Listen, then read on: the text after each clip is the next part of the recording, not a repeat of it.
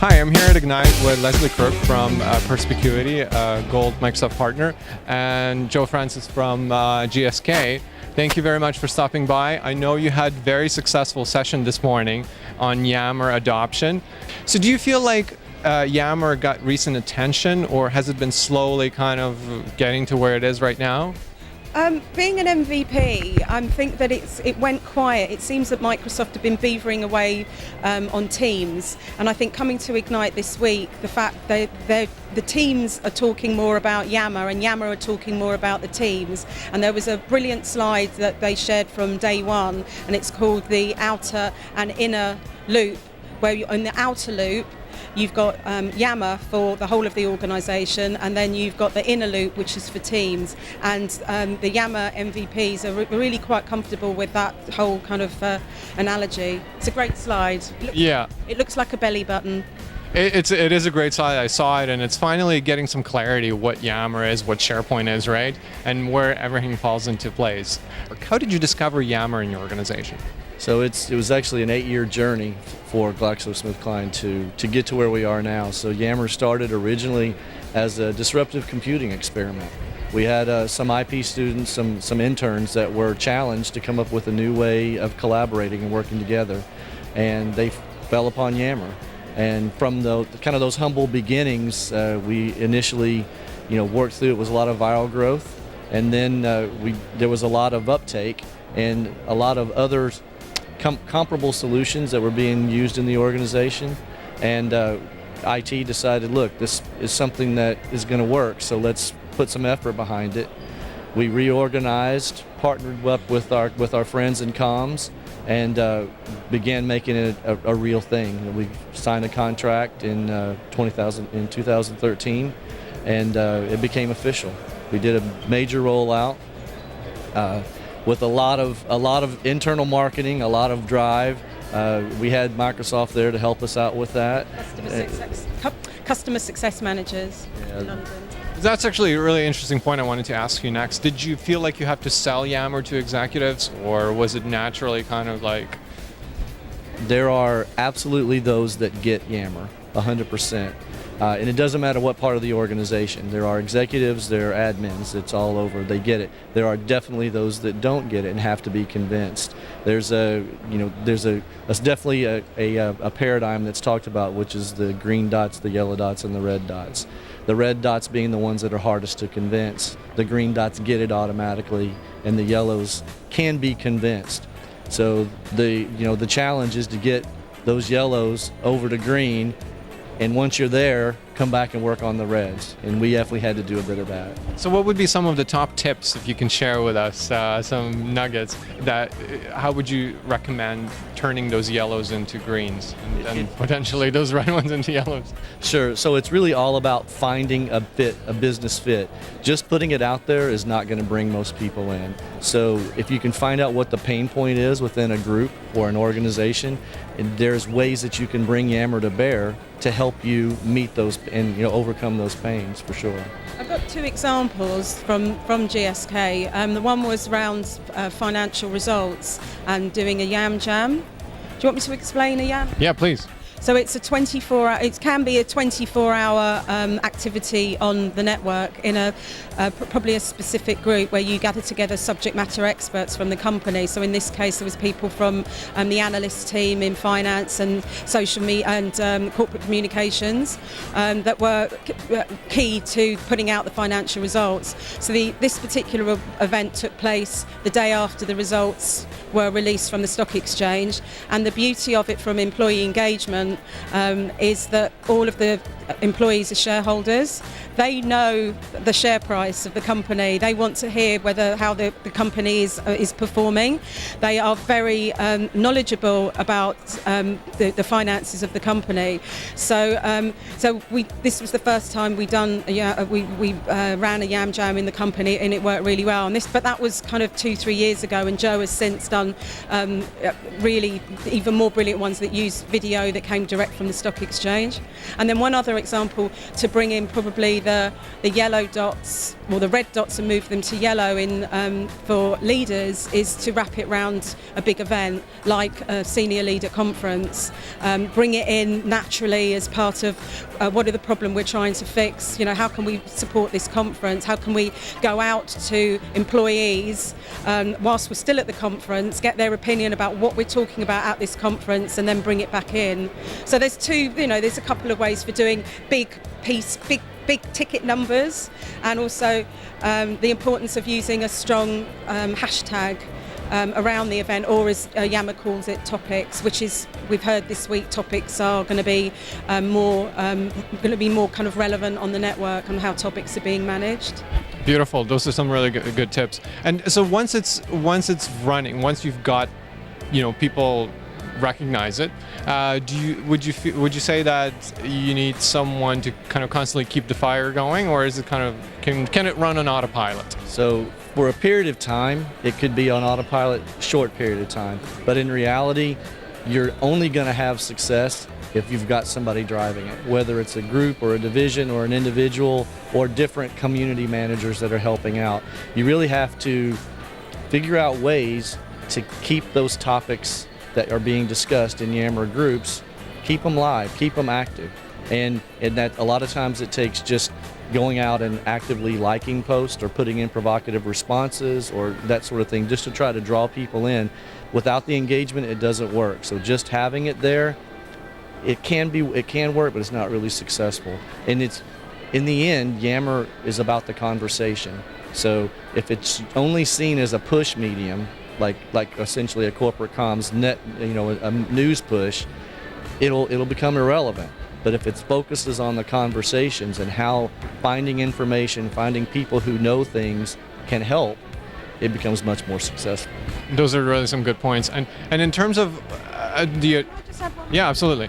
Because this is around a model that I use called 6 Yammer hats, which is based on Edward de Bono's 6 thinking hats from, I think, 1985. But it brings in the elements of being an entrepreneur into the company. Those are the kind of people that that make the most brilliant ambassadors, as Joe called them back at GlaxoSmithKline.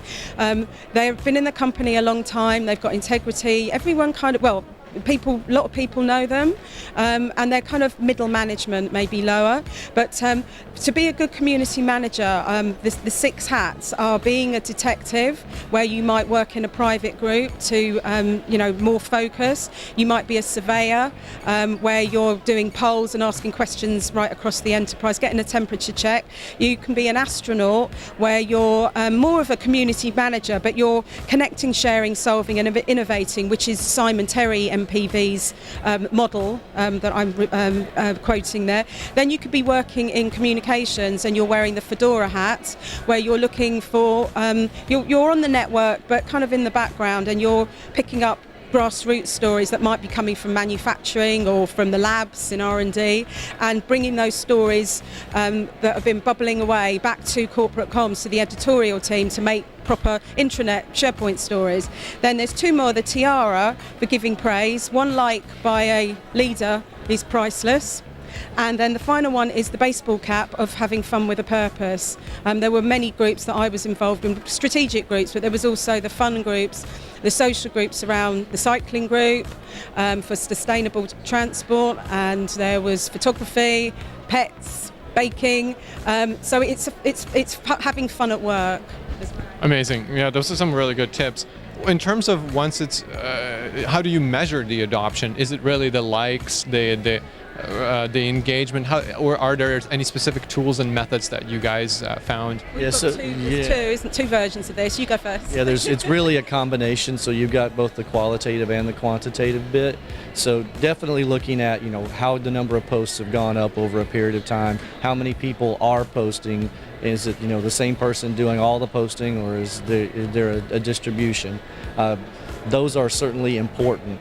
What's equally as important is to look and see what types of things are being posted about. So even something simple as getting the content out of your group and doing a word cloud to see what the important topics are really goes a long way. So it's really kind of a sentiment analysis to understand, what those things are. Those ways of identifying that, there's a lot of third-party tools that are available. You can do some of it on your own with a bit of work, but so it is possible. But you definitely have to measure, kind of on both sides. Yeah. The third-party tools, when a network gets that big, you do need to pick up on, bring something else in, otherwise you just go stir crazy. Any tools that you can share? Well, GSK. Well, so there's several out there. We aren't using them, but TyGraph has a solution. There's another one from Tossalog. There's a group called Tyrain are also there, and then Swoop out of Australia. They've got they all have similarities, but also things that set them apart. It just really depends on which aspects you want to measure, and then what works best for you. Did you feel like you have to do a lot of governance planning for Yammer, or was it sort of natural? You'll fail if you don't. Really? Yeah, because one of the biggest things to make Yammer successful is ensuring that you've got legal and security and risk on board with you. And they're going to ask those questions. They're going to want to know, is there ways to monitor the content?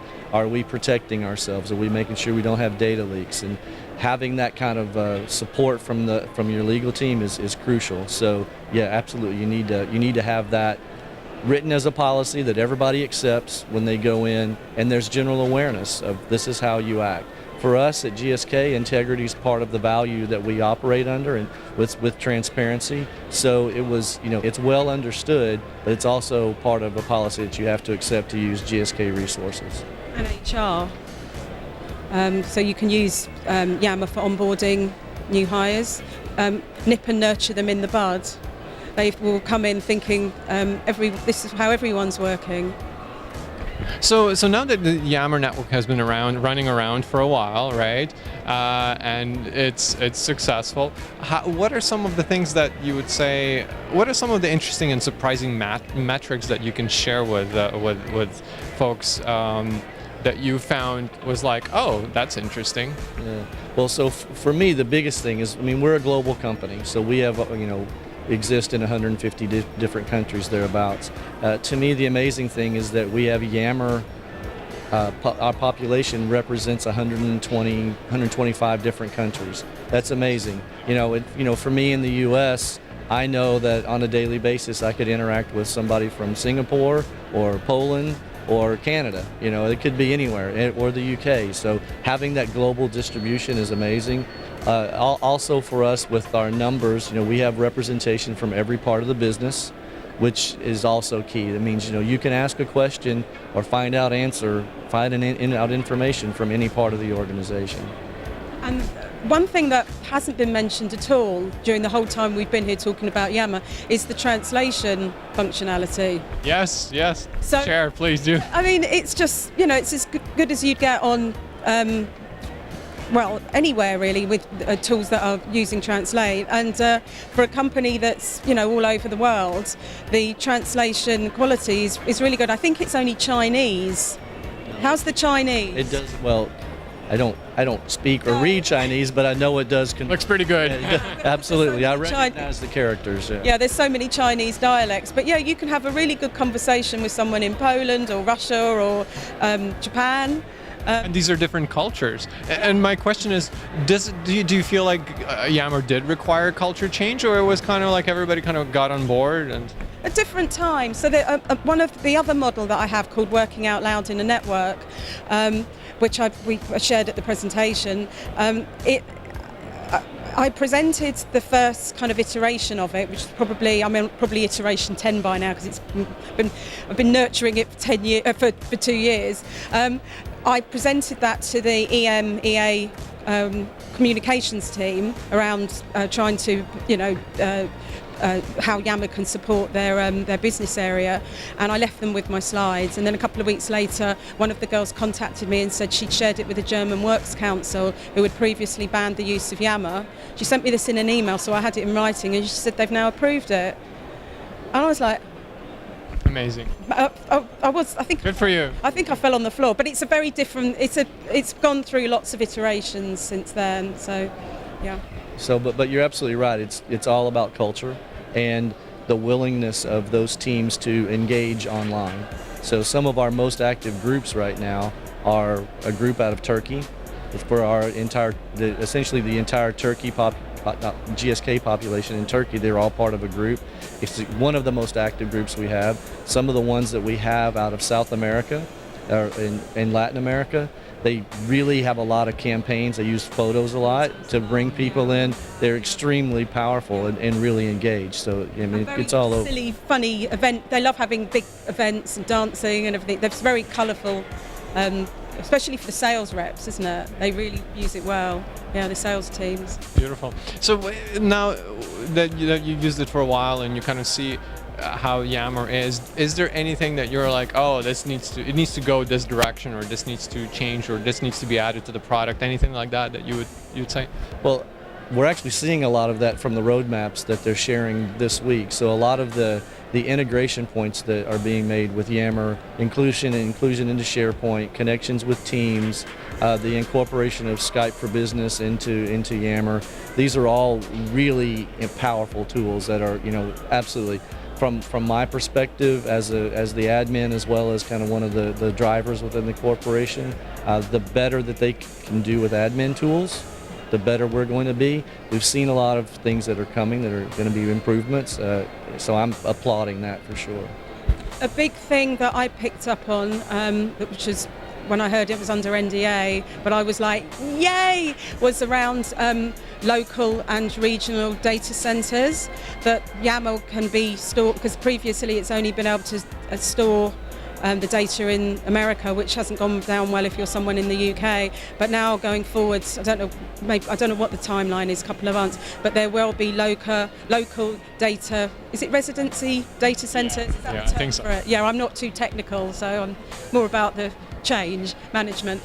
So that's really brilliant to hear. But I think if you're up against the likes of Facebook Workplace and the amazing things that they can do with their platform, and employees see that and they want that, so maybe it needs to be made a bit brighter or a bit more colourful and a bit more kind of interactive, not interactive, but it's a bit more engaging, I think, for the users. It's coming along. You can put GIFs on there and all that sort of thing, and emoticons and things. But it is quite vanilla as a platform, which in a way is quite good. It can blend when you put it into SharePoint and community sites and things. So yeah. But it's the I think from the Yammer and the team's MVP's point of view, it's understanding the differentiation of when to use a team and when to use Yammer, and I think they're both brilliant tools. And for me, Yammer is owned by the people, and it's tacit knowledge and it's serendipity, and Teams is owned by probably the management, and it's for a project team, and it's got a length of time, or it's for a function, and it's rather more structured, but it's got a lot more tools, and there is a difference of why you would choose one and not the other. Perfect. Well, Lesley, Joe, I really thank you for this incredible story, successful story, and thank you for all the insight that you've given us, and good luck with the rest of the conference. Thank you.